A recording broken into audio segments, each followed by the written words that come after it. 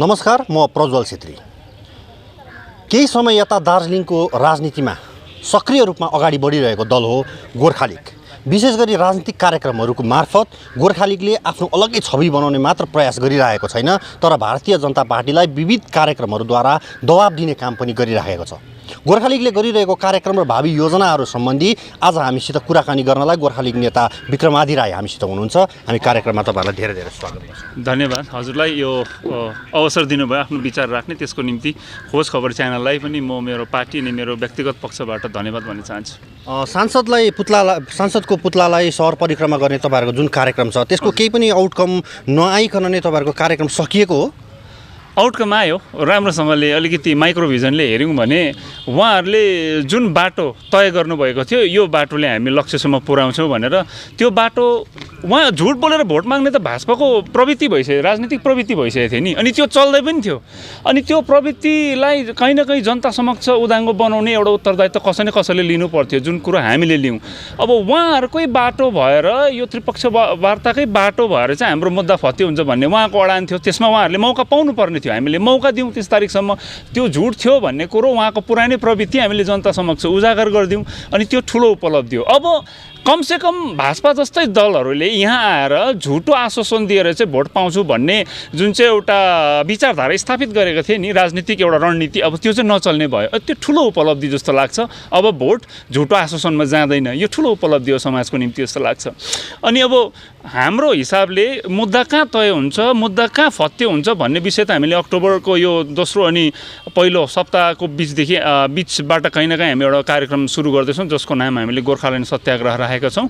अनि त्यो कार्यक्रमको विषयमा चर्चाको क्रममा म तपाईँलाई भन्नेछु। कस्तो हुन्छ कार्यक्रम भन्नुहोस्? यो गोर्खाल्यान्ड सत्याग्रहको जुन चाहिँ अवधारणा छ, अफकोर्स गान्धीजीले जुन सत्याग्रहको यो विचारले होइन, साउथ अफ्रिकामा प्रगाढ रूपमा एकदम गहिरो जरा गाडेको जुन चाहिँ अपार्थेड थियो, रङ्गभेदको समस्या थियो, त्यसको विरुद्धमा सफलतापूर्वक लडाइँ लड्यो होइन। भारतमा पनि स्वतन्त्रता सङ्ग्राममा यो सत्याग्रहको राजनीतिक विचारले धेरै मद्दत पुर्याएको हो। त्यही सत्याग्रहलाई हामीले हाम्रो राजनीतिक जुन चाहिँ यात्रा छ, सङ्घर्ष, त्यसमा जग्गा दिनुपर्छ भन्ने हाम्रो अवधारणा हो। यो सत्याग्रह कार्यक्रम मूलतः एउटा बिल आउनुपर्छ, किनभने भाजपा त्यो ठाउँमा राम्रो बलियो तरिकाले उभिएको छ, जुन ठाउँबाट उसले एउटा नयाँ राज्यको घोषणा गर्न आरामले सक्छ। उनीसँग संसदको दुवैवटा सदनमा आफ्नो बहुमत छ, आफ्नो राम्रो प्रभाव छ। अनि यस्तो परिस्थितिमा भाजपाले यदि दिन चाहँदैन भने अरू कुनै पनि परिस्थितिमा भाजपाले दिँदैन भन्ने कुरो त हामीले बुझ्नुपर्छ। अनि यो जनताले पनि बुझ्न जरुरी छ। अनि भाजपालाई पनि इमान्दार बन्ने त मौका दिनु पऱ्यो नि त होइन। भाजपाले बारम्बार भन्छ हामी गोर्खाको अगाडि चट्टान भएर उभिन्छौँ, गोर्खाहरूको सपना हाम्रो सपना हो। स्थानीय नेताले के भन्छ त्यो छोडिदिउँ, केन्द्रमा जसले भाजपाको सरकार चलाउँदैछ यी शीर्ष नेताहरूको विचारलाई नै हामीले फलो गरौँ, अनुसरण गरौँ। उहाँहरूले भन्नुभएको छ सपना हाम्रो सपना उहाँहरूको सपना अरे।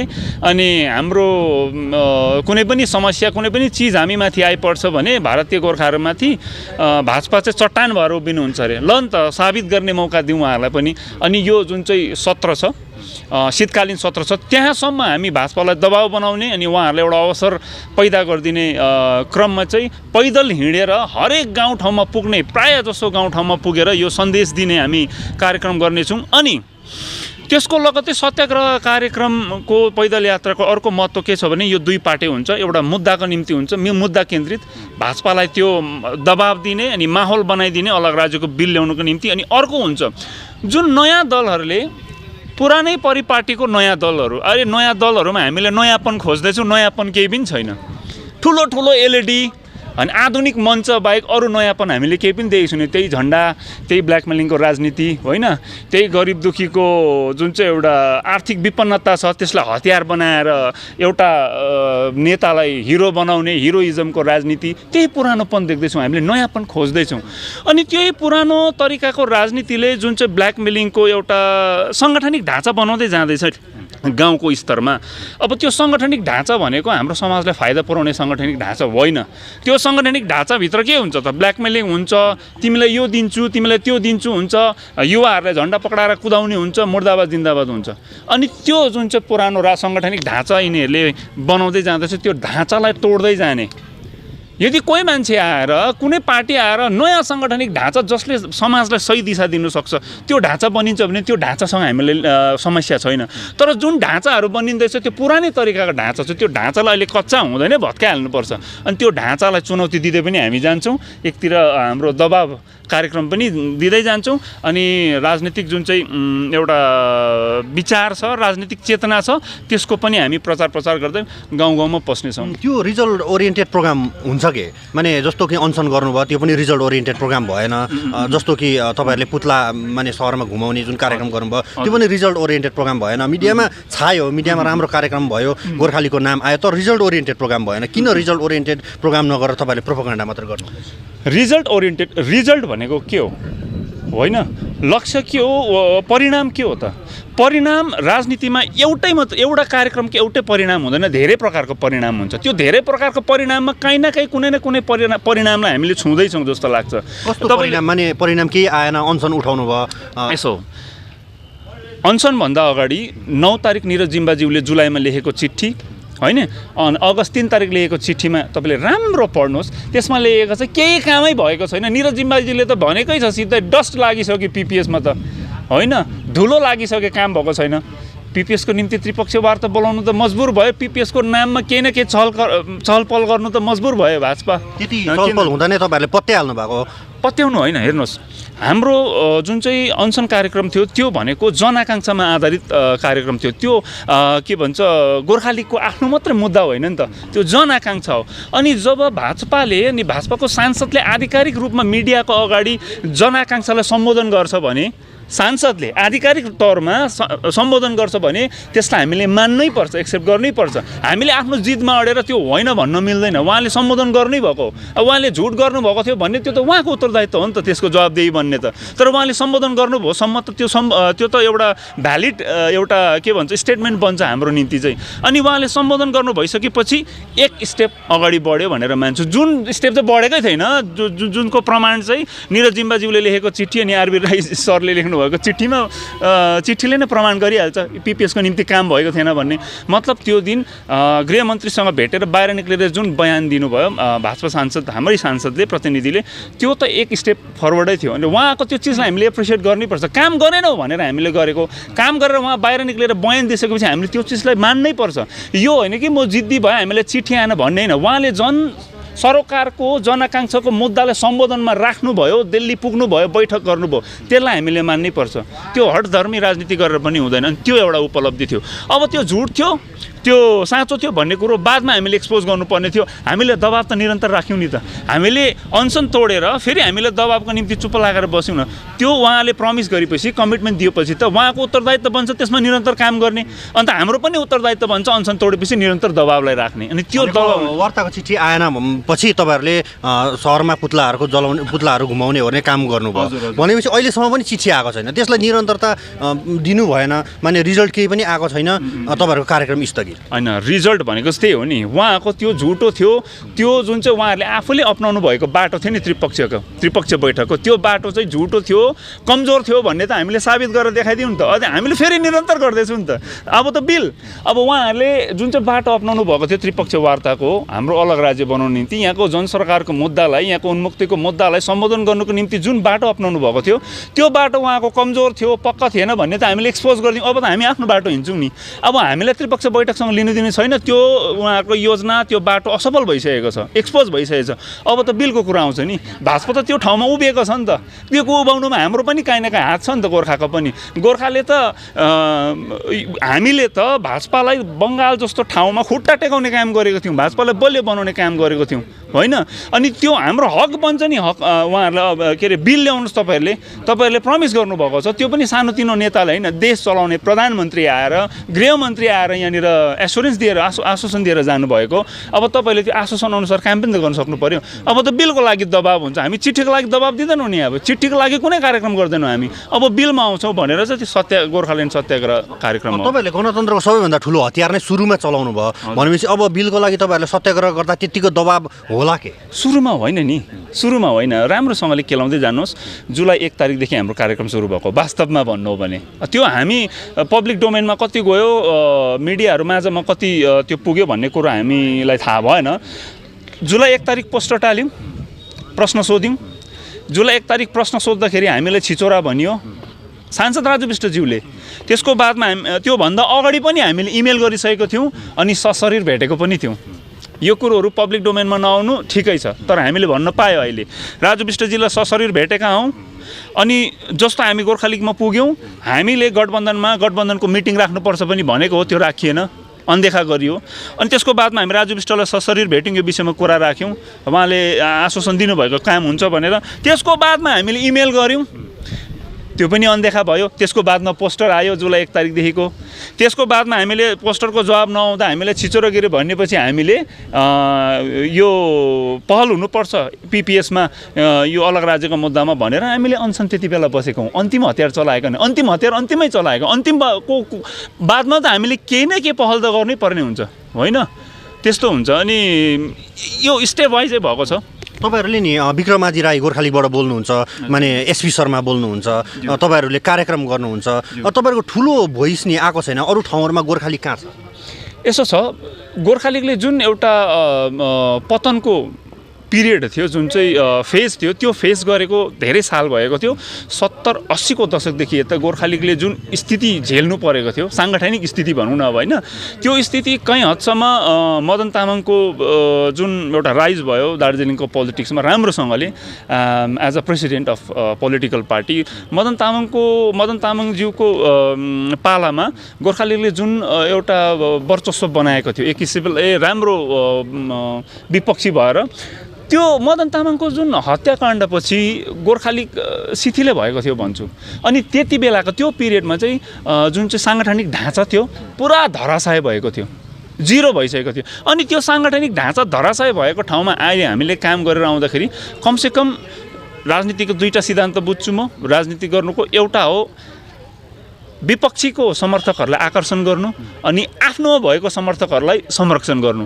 हामीले आकर्षण गर्ने काम चाहिँ गर्दैछौँ, साथसाथमा संरक्षण पनि गर्दैछौँ। जो पहिलाकै हाम्रा सदस्यहरू अलिअलि थिए संरक्षित छन्, अनि जो विपक्षीकाहरू छन् उहाँहरूलाई हामीले आकर्षण गर्ने काम, यो 2टा चिजमा काम हुँदैछ। अनि अब बिस्तारै साङ्गठनिक ढाँचा पनि बनिन्छ, त्यसमा हामी एकदमै विश्वस्त छौँ। गोर्खालीगको साङ्गठनिक कुराहरू आयो, त्यसमा प्रताप खाती, लक्ष्मण प्रधानहरू माने एउटै मञ्चमा देखिरहेछ। त्यसले गर्दा फेरि भोलिको दिनमा तपाईँहरू अप्ठ्यारो स्थितिमा हुनु हुँदैन दलभित्रै? कसरी गोर्खालीग बलियो हुँदा 4बाट 3 भयो, 3बाट 2 भयो, 2बाट 1 हुन्छ, त्यो त राम्रो प्रोसेस चल्दैछ गोर्खालीगको निम्ति, होइन? हेर्नुहोस्, कि विलय भएर मिल्छ, कि मिलेर मिल्छ, कि बिलेर मिल्छ, एक दिन गोर्खालीग 1 हुन्छै हुन्छ। भनेको प्रताप खाती माने एसपी शर्मा तपाईँहरू 1 हुनुहुन्छ? मैले भने नि, कि बिलेर मिल्छ कि मिलेर मिल्छ। बिलेर मिल्नु सक्छ, होइन? कि त मिलेर मिल्नु सक्छ। यो 2टा अप्सन छ। अब हेरौँ समयले के कहाँतिर लान्छ। तपाईँहरूले कार्यक्रम गरिरहनु भएको छ, दबाब त दिइरहनु भएको छ, आम मानिसहरूसम्म कसरी पुग्नुहुन्छ? आम मानिस समक्ष पुग्ने कार्यक्रम नै यो अघिल्लो जुन चाहिँ कार्यक्रम छ, त्योभन्दा अगाडिको कार्यक्रम हामीले माथिल्लो स्तरमा दबाब दिने कार्यक्रम गऱ्यौँ, होइन? अनि अब हामीले सोचेको, मैले भने नि, अब जमिनी स्तरमा हामी जानुपर्छ। जमिनी स्तरमा जुन चाहिँ विकृतिहरू पसेको छ राजनीतिमा, पाहाडको राजनीतिमा, त्यसलाई पनि सम्बोधन गर्नुपर्छ, त्यसलाई पनि ठिक गर्नुपर्छ भनेर नै हामीले यो 2 धारे जुन चाहिँ कार्यक्रम छ हामीले घोषणा गरेका छौँ। एउटा जुन चाहिँ विकृत साङ्गठनिक ढाँचाहरू बनाउँदै लाँदैछन् कतिपय नेताहरूले, त्यो ढाँचालाई भत्काउँदै जाने अनि राजनीतिक चेतना दिँदै जाने, गाउँ पसेर। अर्को बिलको निम्ति दबाब बनाउँदै जाने। यो 2 धारे तलवारमै हामी काम गर्छौँ। अहिले दार्जिलिङको राजनीतिमा नि एकातिर केन्द्रको अब पिपिएस भनेर केन्द्र सरकारसित मिलेर नै काम गर्ने भन्ने एउटा समूह छ, एउटा राज्यसित मिलेर गर्ने समूह छ। यो राजनीतिक गतिविधिहरूलाई तपाईँहरूले कसरी हेरिराख्नु भएको छ? हेर्नुहोस्, यो दुवै पक्षका जति पनि राजनीतिक गुटहरू हुनुहुन्छ नि, म मान्छे दुवै पक्ष फेल हो, असफल हो। आज आएर गोर्खालीग किन? गोर्खा लिगले किन केन्द्रलाई दबाब दिने? मिलेर काम गर्नु भनेको त तपाईँको एउटा डिप्लोमेटिक हिसाबले हेर्नु हो भने, कुटनीतिक हिसाबले हेर्नु हो भने त गठबन्धनका साथीहरू त असफलै भएका हुन् नि त। जबसम्म गोर्खा लिगले अनसन बसेन, बैठक हुँदैन, जबसम्म हामीले पोस्टर टाल्दिउँ न, कुनै क्रियाकलाप हुँदैन मुद्दामाथि भनेदेखि उहाँहरू असफल हुनुभयो। हामीले दिएको दबाबलाई त उहाँहरूले क्यापिटलाइज गर्नुपर्ने थियो, त्यो काम भएन। हाम्रो दबाब दिने कार्यक्रमलाई दबाउने काम भयो उल्टै।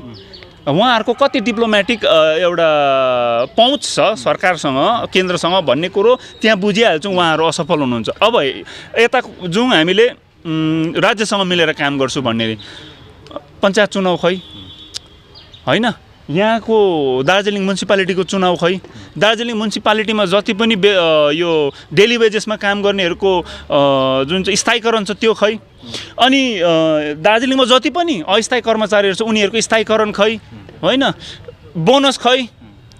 अन्त सरकार राज्य सरकारसँग मिलेरै काम गर्छु भन्नेले पनि काम गरेको छैन, यिनीहरूलाई राज्य सरकारले पनि पत्याउँछ जस्तो लागेको छैन।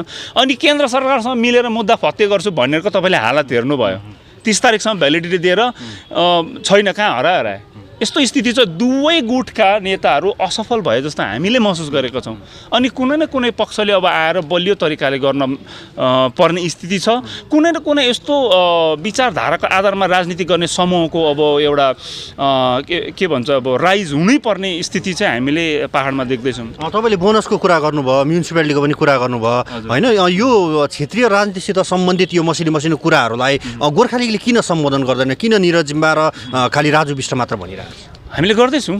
यो पनि पब्लिक डोमेनमा नआएको हुनसक्छ अथवा खोज खबरको नजरमा नआएको हुनसक्छ। त्यो के हो भने रिलिफ फन्ड विषय लिएर हिजो पनि एउटा कार्यक्रम मैले कुरा उठाएको थिएँ यो बोनस विषय लिएर होइन। अनि रिलिफ फन्ड विषय लिएर हामीले कुरा उठाउँदैछौँ। रिलिफ फन्ड के छ भने शङ्काको घेरामा छ। जुन चाहिँ जिटिए चेयरम्यान रिलिफ फन्ड थियो 2020 को, त्यो शङ्काको घेरामा कसरी आउँछ? हामीले गर्दा होइन, हामीले जबरजस्ती शङ्का गरेको होइन।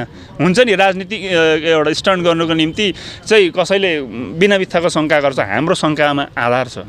त्यो के हो भने मैले व्यक्तिगत स्तरबाट प्रिन्सिपल सेक्रेटरीमा एउटा पत्रचार गरेर जिटिए रिलिफ फन्डको डिटेल्स माग्दा अथवा मलाई ब्याङ्क स्टेटमेन्टै दिनुहोस् भन्दा त्यहाँबाट एउटा जवाब आउँछ। त्यसमा लेखिन्छ 2,12,57,913 रुपियाँ समथिङ पैसा चाहिँ सेन्ट्रल ब्याङ्क अफ इन्डियामा सुरक्षित छ भनेर उहाँले मलाई जवाब दिनुहुन्छ।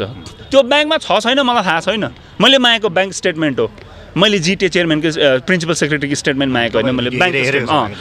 अनि अब धेरैवटा इन्टरभ्यूमा हाम्रो जुन चाहिँ फर्मर चेयरम्यान हुनुहुन्थ्यो नोमिनेटेड अनित थापाज्यू स्वयंले एचडिएफसी ब्याङ्कमा त्यो पैसा छ भन्नुहुन्छ। शङ्काको घेरामा पर्दैन त? यहाँ त ब्याङ्क पनि पर्छ, प्रिन्सिपल सेक्रेटरी पनि पर्छ, अनित थापा स्वयं पर्नुहुन्छ त्यो शङ्काको घेराभित्र। अनि त्यो आधारमा हामीले शङ्का गरेर काम गर्दैछौँ। अब कति बेला चाहिँ हामीले ब्याङ्क स्टेटमेन्ट हासिल गर्छौँ, कति बेला त्यसको रिलिफ फन्डको त कुरा आयो। सँगसँगै माने पञ्चायत चुनाव छ, माने जिटिएमा पनि प्रशासक राखेर चलाइरहेको छ, धेरै छ होइन। माने तपाईँले नगरपालिकाको कुरा गर्नुभयो। यो मसिनो क्षेत्रीय समस्याहरूमा पनि गोर्खा लिगले सरोकार राख्छ कि राख्दैन भनेको, माने देखिने गरी ठुलो कार्यक्रम यी क्षेत्रीय समस्याहरूमा देखिँदैन। हेर्नुहोस्, यो क्षेत्रीय समस्यामा जुन चाहिँ दार्जिलिङ म्युनिसिपालिटीको कार्यक्रम थियो त्यसमा काहीँ न काहीँ हामी टचमा थियौँ। जुन कुरा हामीले पब्लिक डोमेनमा ल्याउनु जरुरी छैन। उहाँहरूलाई हिम्मत दिने काम, उहाँहरूलाई साथ दिने काम, कतिवटा टेक्निकल कुराहरूमा उहाँहरूसँग सरसल्लाहमा बस्ने काम हामीले गरेको छौँ। त्यो कुरो पब्लिक डोमेनमा आउनै पर्छ भन्ने छैन, किनभने हामी मूल मुद्दामा छौँ अहिले। अनि अर्को कुरो के भने पञ्चायत चुनाव विषय लिएर यो चुनावको समयमा हामीले त मुद्दा बनाएको थियौँ। त्योभन्दा अगाडि एउटा पोस्टरिङ पनि भएको थियो, विकासै गर्नु चाहनाले पञ्चायत चुनाव गरेर देखाऊ भन्ने पोस्टरिङ भएको थियो। अनि हामीले पञ्चायत चुनावको निम्ति सिग्नेचर क्याम्पेन पनि गरेको हो। कार्यक्रम गर्दैछौँ नि, स्थानीय मुद्दामा कार्यक्रम हुँदैछ। त्यो खोज खबर जस्तो होइन अन्य राम्रो स्थापित मिडियाहरूको कभरेजमा नआउनु स्वाभाविक हो, आएन होला। त्यो कहीँ न कहीँ त्यसमा एरर छ। तर हामीले स्थानीय मुद्दाहरूमा काम चाहिँ गर्दैछौँ। यो जिटिए अस्तित्वमा छ नि, जिटिएलाई लिएर तपाईँहरूको माने स्पष्ट धारणा कस्तो? हेर्नुहोस्, जिटिए अब तपाईँ यसको यो क्वेसनको धेरैवटा एङ्गल छ। तपाईँले संवैधानिक यसको अवस्थिति विषय लिएर सोध्नुभयो भने यसको संवैधानिक अवस्थिति ठिक छैन। यसको कन्स्टिट्युसनल स्ट्याटस ठिक छैन। यसलाई कन्स्टिट्युसनलाइज गरिएको छैन। जब जिटिए थापियो, हुनु त वरिष्ठ धेरै अब हाम्रो प्रतिष्ठित व्यक्तिहरू थिए जिटिए अब एकर्ड हुँदाखेरि, त्यति बेला म अचम्म लाग्छ किन चाहिँ कन्स्टिट्युसन एमेन्डमेन्ट गरेर जिटिएलाई कन्स्टिट्युसनलाइज गरेन, त्यो ठुलो अब एउटा संशयको विषय हो क्या। अनि कन्स्टिट्युसनल स्ट्याटस ठिक छैन, ल ठिकै छ, उसो भए यसकै आधारमा पनि कसैले विकास गर्नु चाहन्छ भने हामीलाई त्यसमा समस्या छैन। तर विकास गर्ने व्यक्तिहरूको योग्यतामा हामीलाई शङ्का छ। जिटिएको कन्स्टिट्युसनल स्ट्याटससँग हामीलाई समस्या छ, त्यसमा क्वेसन मार्क छँदैछ, प्रश्न चिन्ह छँदैछ।